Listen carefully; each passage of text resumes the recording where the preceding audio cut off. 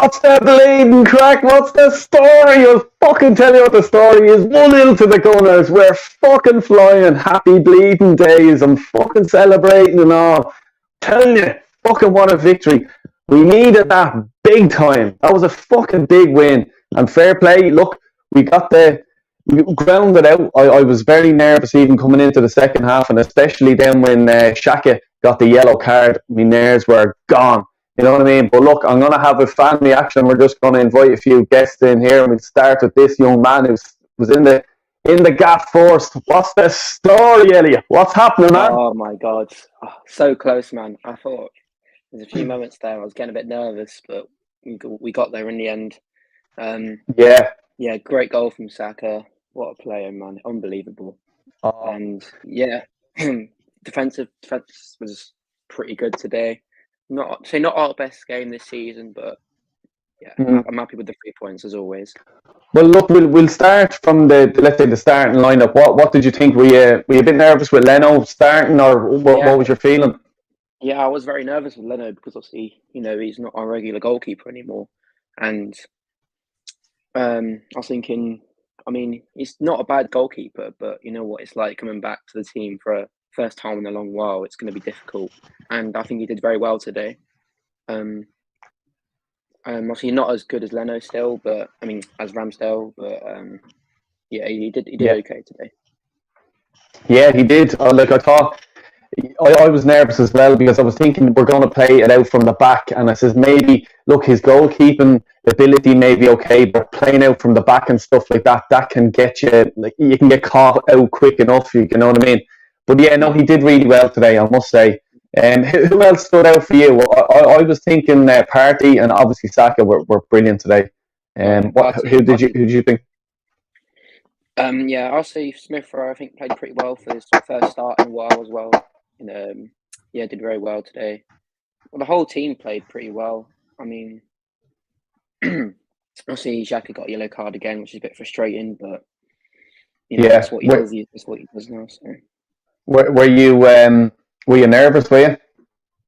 Well, as soon as I saw the squad, I was like, okay, I'm a little bit nervous now with Leno in goal. But obviously, that was the only thing that was probably holding us down, and he managed to play pretty well. So, yeah, I like my heart went into my mouth when I seen Saka going down for that tackle.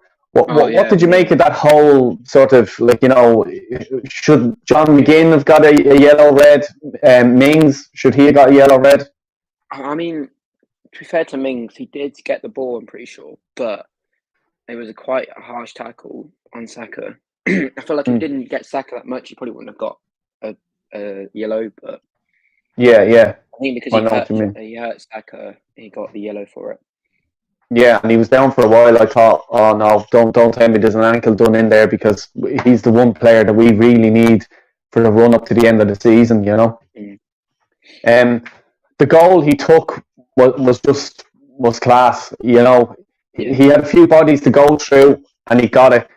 I didn't think Martinez he saw it at the last second because there was a few players in front of him. Do you think the goalie should have done better? Well, definitely, yeah. Martinez is a very good goalkeeper, as we all know, from Gunner himself, and yeah, I think maybe he should have done a bit better there. But obviously, Saka's too good, so Saka scored. Yeah. And what do you think we should have scored another goal, or what was your thinking there? Are we? Yeah, I hope for more than one goal, to be fair, from this game, but obviously we still got the 3 points and the clean sheet, which is always very, exactly. very nice. Yeah, 100%. Nice. But look, we're 4 points ahead of United now with a game in hand still.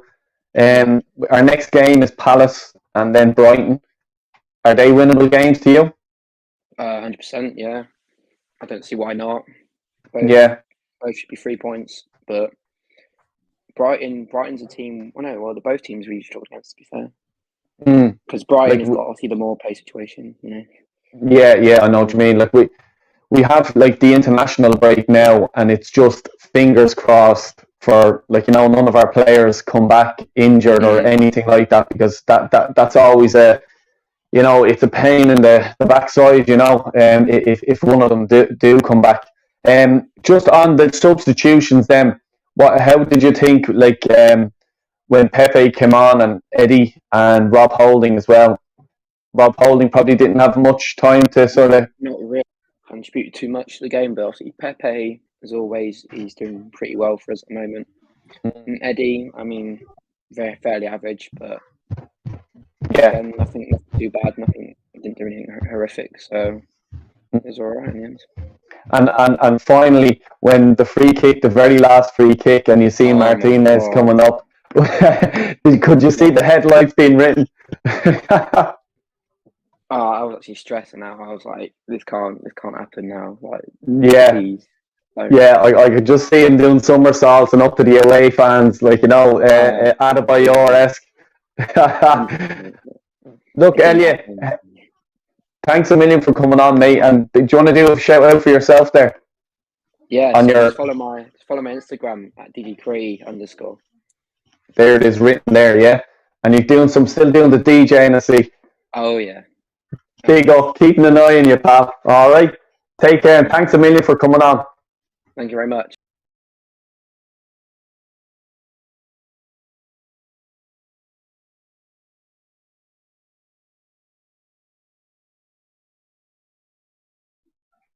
Okay, sorry about that. Yeah, look, fair play to Elliot for coming on. I'm going to bring on my other man. Isan, what's up, man? What's the story? Yeah, really good. Very happy with the win. Great performance. So, it was brilliant. Come here. I'm going to just throw Julian in here as well because he's at the stadium, so he'll join us as well. Okay. Julian, what's the story? It's a story. It's 1-0 to the Arsenal. What better story could you have? Sunshine and beer's going to be flowing later on, yeah?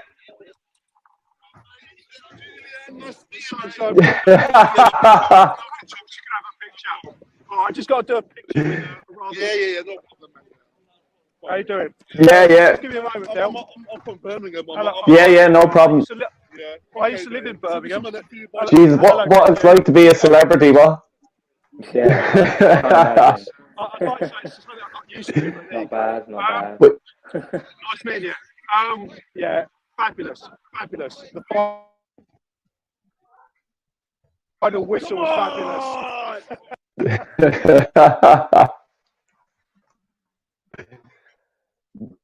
Yeah, I think it's struggling. We're struggling with the connection, Julian. He's on mute. Mute himself. Yeah, it's on. So what do you can't hear you? I can hear you, but not Julian. Yeah. Oh, there he is now. I think he's up. Yeah. Sorry, you can hear you now. All right. Can you hear me? Yeah, I can hear you now. Del. All right, Lee. What's happening, mate? Live on. What's your channel, Del? What did you make of the game? Del Boy Gunner TV. Tell Lee he met me in Dublin. Yeah. And shout out to AFC. Sorry, pal. Can you hear me? Just nod. Nod if you can hear me. Right. I have no clue what you're saying. I cannot hear a word. Yeah. Oh. Very difficult to answer questions when I can't hear the questions. Yeah, go. Well, Julian, what did you make of the game? Sorry, I'll tell you what, I'll give you a call back after I've done the AFTV stuff. Yeah, right. Cool, mate. Yeah, no problem at all. Thanks. Sorry, man. Sorry about that. Oh, that's fine. It's just so what was your take of the game anyway?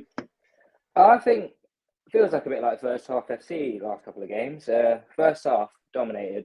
I don't think they even had a shot. Really impressive. Obviously, goal from Saka. We need to protect him somehow because it's really getting on my nerves how much they're just kicking him. That men's challenge, it was questionable. I know as a follow through, he got the ball, but like some of this, they start booing him. It reminds me of like Stoke lot booing Ramsey. What are you on about? He's been kicked all game. You're booing him. Like it's just because he's just another level. Saka's taking the game to the next level now, and I don't know. He's a brilliant player. Thought first half absolutely dominated. Like Villa didn't get a look in. Second half, a little bit more shaky after the subs came on. You can see the difference between our first 11 and like second string subs. Especially Pepe and Nketiah, I thought played pretty poorly. And honestly, if that free kick had gone in from Coutinho, I don't think Pepe would have Oh, saved it. yeah, I know. And especially when I see Martinez coming up, I was just there thinking, no, I can see him heading this Pretty in. stars, yeah. Yeah, exactly. And then Yeah. he would talk about it in interviews for the next like 3 years. Yeah. Oh, stop. What did you make of the start of the team? Were you nervous with Leno? I think Leno did all right. I mean, he did his job, made a good save at the end, but you can see the difference, especially in the distribution, especially in the second half.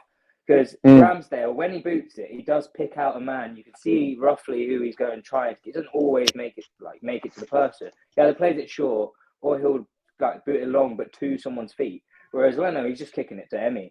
And it really put pressure on us for like a 10, 15-minute period where you just get a goal kick because they've just had a chance and you hoof it straight to Emi and then they'd have possession again. And I think that's the difference in level. Like Leno's a great shot stopper and he's a great keeper, but distribution-wise, he's just not on the same level as Ramsdale. So I was a bit nervous because I was like, because when you press Leno, he does make mistakes sometimes. So I was a bit worried. I wasn't too worried about Martinelli not playing because we know the quality of Emile Smith-Rowe, who had a decent game. So I wasn't too worried about that. And it's an international break now, so hopefully Ramsdale recovers in time for the game off when we're back. And who was your man of the match? For me, it was Thomas Partey. I've seen a lot of names floated about because everyone played fairly well. It was probably Thomas Partey or Gabriel for me. Thomas Partey ran the midfield. He's really come into his own now. This is the Partey from Atleti that we've been waiting to see. He runs that midfield. He's absolute maestro. I think just the way he moved the ball forward, just honestly, so lucky to have him in the team. And Gabriel as well, solid at the back. Didn't let Ollie Watkins have a chance all day, really. Oh, you're 100% right. And Ollie Watkins didn't have a look in. Gabriel won a very important header in the first half as well. But just generally, I think Gabriel and Ben White generally quite a solid pairing. Ben White does a lot of the ball play, and Gabriel is just we've needed a strong, tall centre half for a while, and I think Gabriel is that guy. Like I was thinking as well, like even with Odegaard, he was sort of played out of position on the right hand side, so he didn't have like one of his better games, like he's had enough recent. Yeah. So what did you make of him? He had like less of a creative touch today, just because he was playing a bit. He always like drifts into the right hand pocket, but he had a quieter game. But the difference between him and say Mesut was that Ozil has a quiet game. He does absolutely nothing, but he won't create chances or anything. Martin Odegaard will have a quiet game going forward, but he will still press, he will still track back, he'll still win the ball. And that's what I'm really impressed at. Still, he'll have a poor game going forward, but at least he contributes in winning the ball back. At least he contributes in the team press. I was very impressed how quickly we got back into shape as soon as we lost the ball. Back into shape and then pressing from the front. And I think Arteta's been trying to implement that for a while, but now we've got a group of players who are really invested in trying to do this right. So I was very happy about that. Yeah. No, look, we have to sort of. It was a big game before it. I was like, especially after losing the Liverpool game, I was sort of going, right, the next game is Villa. We have to answer. Yeah, we like if we got a draw today, I was like, it's the whole morale thing because you have a 2-week break. It's sitting in their heads. Oh, we're after losing. We're after drawing with Villa. It doesn't go well. I agree. It's just like the morale. Also, you can see the team morale at the end. I don't think we've had a closer together group of players for a long time. And they were like going around Leno, congratulating about the save, even though and Aaron Ramsdale going over to give Leno a hug. Like that just shows how together the team is. I think Arteta's managed to get a group of players who all like each other, who all like there for each other. They're there to back each other up. There's no like laziness.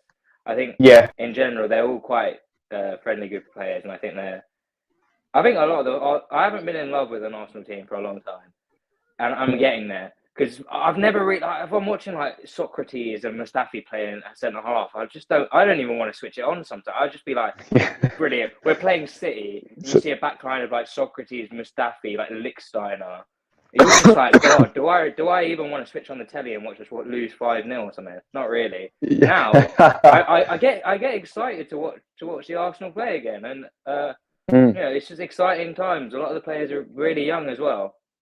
We got great young talent coming through, and a lot of togetherness and a lot of strength and unity. And I think going into this international break with their heads held high for like a hard-fought win is very important. And I think, we deserve the win, 100%. Yeah. We're nowhere, to be honest. Yeah. No, that's good. That's great. Like, and look, my final question for you: do you think we can finish now in the top 4? Well, it's in our hands. I mean, we're 4 points ahead of United or something. With a game in hand, but that's against like Chelsea or something. So I wouldn't. I mean, we could, but like it's a tough game, so it's not a guaranteed 3 points or anything. But really, we just have to win every game we can, obviously. But I can't see Man United not slipping up again. They're so inconsistent. Yeah, well, under Ranić, they're really up and down. They'll either play really well or they'll be absolutely god awful. And same with like Ronaldo. One game he scored a hat trick, the next game he's just like throwing his arm in the air, complaining about Harry Maguire. So I can see the good thing about us is that right now we're on a really good run, and generally against the smaller teams we're not dropping points. Whereas I can see Man United going to like a team like Villa or Leicester or something and dropping points. Same with West Ham, same with Wolves. Whereas I saw a stat that was like, against Aston Villa, Leicester, and Wolves last season, we got 3 points or 4 points or something. It's very low. This season we've got 18. We've beaten all of them twice or something like that. Yeah, brilliant. Like that. Those are the kind of like mid-range teams that normally are like stumbling blocks for us, and we've replied to that with 6 wins against them. That's very important in those like tricky teams that aren't always just like your Norwiches that you can just Yeah. Those are the games that are really key, where it's very easy to drop points, and we've done very well with those kind of games. So very happy about that. Yeah, no, that's great. And look, where can people find you? I'm just gonna plug AFC Centre. Posting all the fan cams after the games. So big up AFC Centre. So _AFC_Centre. Give it a follow. Lots of good Arsenal content on there. I have it dropped in the comments there as well. It's on Instagram. You'll see it there. I have it in the comments as well. So look, big up, man. Thanks a million for coming on. And come on, the Gunners, Go on, Gunners. Cheers, mate. That's it. Fair play. I have another 1 or 2 lined up here, so we're just gonna go next. What's the story? You all right? What did you think of the game? You happy? Yeah, I think we did really well today. Played quite well. Leno was really good, and so was Saka today. Yeah. And what I've been asking everyone, were you nervous at the start when you seen that Leno was in goal? And I didn't fully trust him, but I think after a while I thought he was really good. Yeah, how did you think he played? Good, really good. I think he made a couple of decent saves, especially right at the end with that. I think it was John McGinn free kick. Yeah, he like the one just before half time where he jumped over Gabriel to catch it. I actually thought he injured himself when he landed on the ball. Like, you know what I mean? I was a bit nervous there and having to, let's say, the next substitute keeper in then, and you're going in 1-0 at half time. I would have been very nervous then. Who was your man of the match? Who did you think played well? I think probably Saka or maybe Thomas Partey. I think Thomas Partey controlled the midfield, and I think Saka with that goal, and he just destroyed Ashley Young. Oh yeah, he did. He was unbelievable, and like Gabriel as well, like Tyrone Mings. I was worried. Ollie Watkins. I was worried about him up front, but he was looked after well today. He didn't really have much to do. Yeah. I think. What did you think of the goal? Oh yeah, I think it was really good. I think it was a really good free kick technique, which was clearly done on the training pitch, which I think was very good, clearly from Arteta and among other things. And I think we got a bit lucky with it, but I think the goal is the goal, and I'll take the 3 points. Yeah, 100%, and especially with the international break as well, it's important, to go in that after a win. It's always not nice to have them 2 weeks off, and you're thinking, we're after losing. United, we're only a point ahead of them with a game in hand. Our game in hand is someone like Chelsea or Spurs or something like that. It's very hard. Were you confident coming into the game after the Liverpool loss? I think I was slightly worried. I think just because we might have been slightly confident, especially after playing on Wednesday, because I don't think Aston Villa had played for about a good week. So slightly wide, but I think after the first 10 minutes, I thought, we can do this and get 3 points. Yeah, exactly. Yeah. What did you think when Pepe gave away the free kick at the end, and you see Martinez coming up? Did you have the same sort of feeling? I thought he was going to bang a goal in. Kind of. I thought, oh, he's going to do it, isn't he? But luckily he managed to stop it with some decent goalkeeping and some defending. But it was stupidity from Pepe. To be fair, you cannot do that. It's the 94th minute. You just cannot do that. Exactly. Yeah, 100%. And what about Xhaka when he got the yellow card? Were you thinking he was going to last the whole game? No. Yeah, I don't think. Sorry. The referee was on our case. Yeah, he just didn't give us anything. And what about the sort of fouling and stuff like that? What did you make of that? Like, the whole Mings tackle on Saka. Were you a bit nervous? I think I think Mings probably first of all should have been sent off. I think he was studs up, and I think it was quite high actually. So I think it could have been a red card, and I was slightly wide, but to be fair, he didn't look to be too badly injured, and he was limping for a bit, but he managed to run it off. It's one of those. Yeah, exactly. Yeah, like it is one of those. Like he did go in studs high, and I don't know why he didn't get a red card. And as you said. And you're rightly so, I think. The referee wasn't the best for us today, but you sort of still have to get on with it and play the game as well. I thought John McGinn as well, like he's pushing Lacazette. You're not allowed to put your hands on a player. What was that a bookable offence to you or a sending off? I think it was a yellow card. I don't think it's a red card. I think that'd be quite harsh. But it could have been. But I think it would be harsh. We've seen them give him. We've seen them give him. Yeah. Can we finish in top 4 now? Yeah, I think so. We've got that gap now on West Ham and Man United, but we have the harder fixtures in the away games, so it's not going to be easy. But I think we can get them. Yeah, 100%. One last thing, do you want to just shout out are you on Twitter or any thing like that, Instagram my or Instagram page? It's on my sign, AFC News 1886. Go follow that, please. Yeah, fair play to you. Well done, and thanks a million for coming on, right? Cool, yeah, thanks. Come on, you Gunners. Yeah, Corey. Fair play to you. That's it. Young fella coming on. I'm going to hit next this guy here. Nippon, what's the story, mate?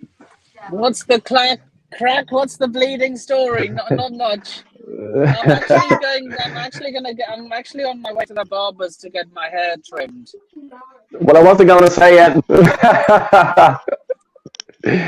So what did you think of the game today?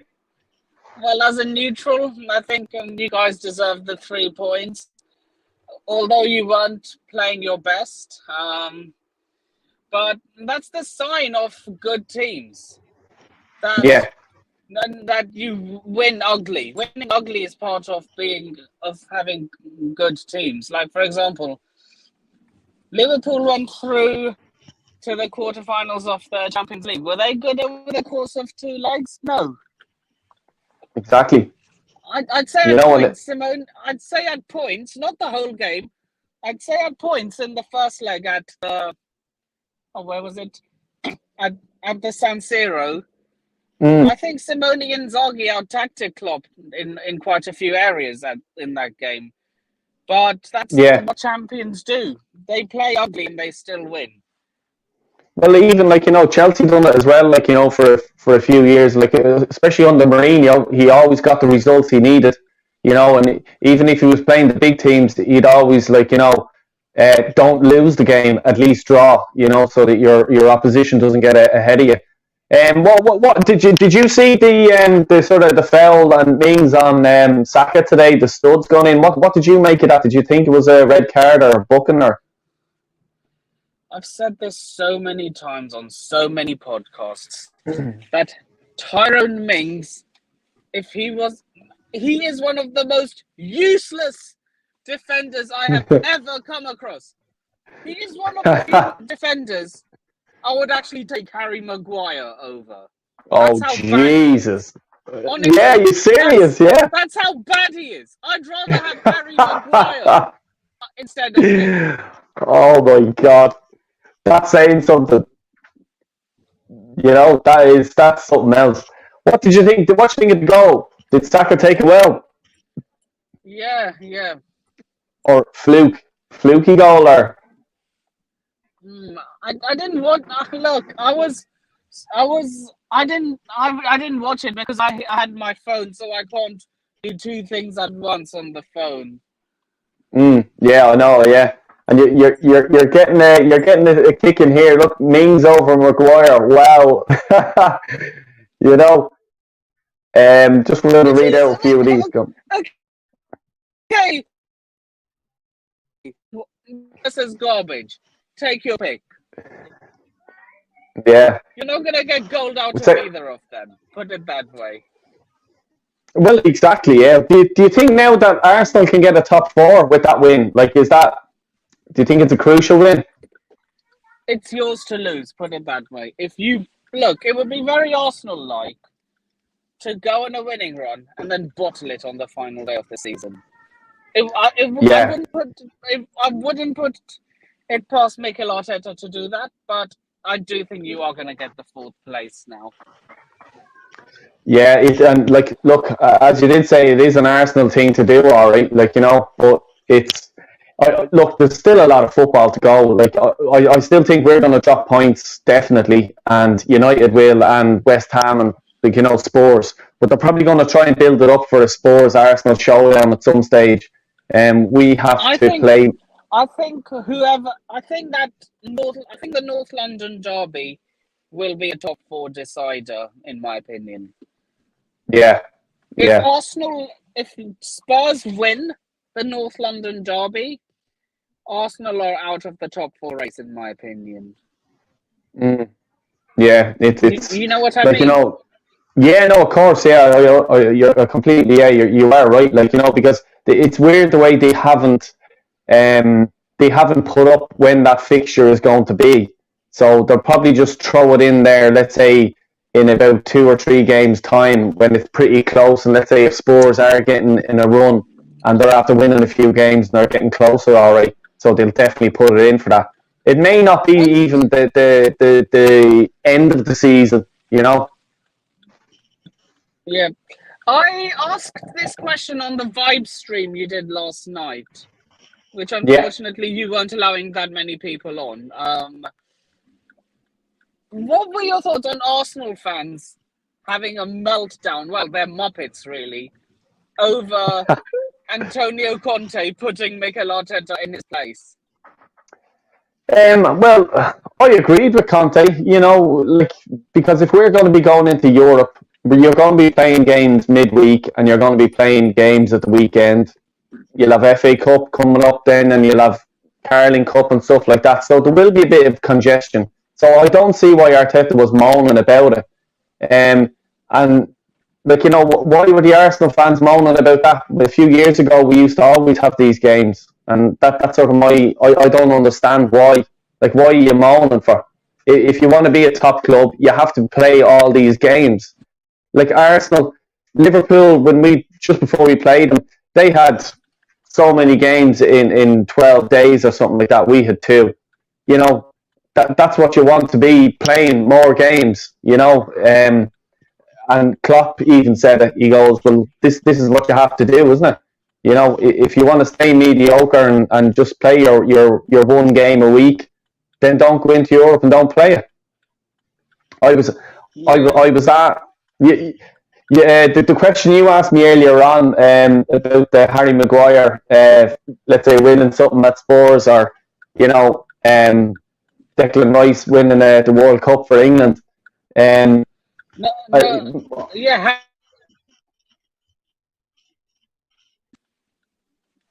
Kane. Say that again. You just broke up. I said Harry Kane, not Harry. Oh, Harry Kane. Sorry. Yeah. It still wouldn't have been, like, you know. There was still only one answer there for me. I don't care about Spurs. Like, Arsenal fans, you know, Arsenal, probably English London fans, big up Spurs for some reason. I don't know why. And the reason why I'm saying that is because, like, for me living in Dublin, like, I don't give a fuck about Spurs because they're nothing. They don't win anything. So that's me as well. I mean, like, I got so much. I was asked by a Chelsea fan at Stamford Bridge, saying, "Out of who are the 5 teams you hate the most?" I said, you're not gonna like my number 1 picks. I said Arsenal, Celtic, because Rangers are my favourite team in Scotland. So Arsenal, Celtic, Man City, Barcelona, because of the whole, the whole controversy in the semi-final. Yeah. And what's the other one? And number 5, Real Madrid, because it's not that I hate Real Madrid, it's that the fact that their owner decided that the Super League would be the best idea for football. So ever since then, I've grown a massive disliking for Real Madrid. Yeah, no, I know what you mean, and they'll probably come back in for that Super League as well. Yeah, and their fans actually defend Florentino Perez. I mean, they're defending a crook. I mean, granted, Roman ain't clean either, but yeah, he's just the lesser of the 2 crooks, in my opinion. Yeah, I know. Yeah, it's just, like, it's just something that we know why they're looking for it to do, but, like, why would fans want it? That's what I don't understand. I got so much stick from Chelsea fans for saying, why isn't Leeds, Tottenham, or West Ham in your top 5 most hated teams? Saying because they're fucking irrelevant. So, excuse my French. Because they're irrelevant. Anything. Yeah. What's the point in hating a team? What's the point in hating a team that doesn't win anything? And this is what I'm saying about Spurs and the Arsenal fans. Why do you hate them? Like, they're nothing. They don't win anything. They don't do anything. So just leave them to it. You know what I mean? Look, I bet you any money if Tottenham win a trophy, no one will care. Honestly. Exactly. Yeah, no one will care. Like, well, especially from where I'm from. I'm sure, especially the few foreign Arsenal fans or whatever. You know what I mean? Just don't watch the telly. Although I know a few Canadian-based Arsenal fans who actually do hate Tottenham with a burning passion. Right, yeah. Why? I don't know. Look, they always just say, "Oh, it's the North London thing, the noisy neighbours." What? They don't win anything. Yeah. I'd love to, like, look, I'd love to know, like, even if there was anyone that thinks, oh, you're wrong.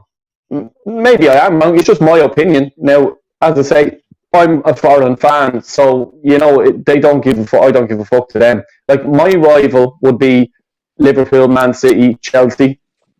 They'd be my rivals because they're... Well, see, this is it. I want to be winning, and like, you guys are winning stuff, and Chelsea are, Liverpool and Man City are as well. It's only fair. Like, just stop dragging this shit. This is what it does me brains in. Oh, North London's red. So fucking what? It is red, and it'll stay red. Yeah. Well, like, why are you bleeding making a big deal of it to these fucking, like, Spurs supporters? I'm not dissing Spurs fans or anything like that. I'm not saying that. The thing I find funny about Arsenal and even our fans, Chelsea fans, is that they think they think Tottenham are irrelevant. Yet they go on about them every single day. Yeah. Our fans literally sing at every game, "We hate Tottenham, Chelsea." Yeah. Literally. If they're so irrelevant, why do you keep speaking about them? Exactly. Exactly. Right, Nippon. I think we're losing Nippon, and I'm gonna wrap it up there because I'm after doing the live stream and I'm after doing a few fan cams, and I just want to have a few beers and stuff like that and chill out in the sun because it's a nice sunny day in Dublin. But Nippon, I need to ask you something after you end the stream, by the way. yeah, no problem. Yeah, no problem at all. So end it with me on. Yeah, a big smiley face with the sun on your back. Yeah. Thanks a million, everyone, to checking out the video. Please like, subscribe, and all that shite. If you want, if you don't fucking worry about it. Yeah, I'll be back later on because I have Julian fan cam to come up. So keep an eye out for that, and I'll send out the details later on. Arsenal won today, 1-0. Come on, you Gunners, let's go.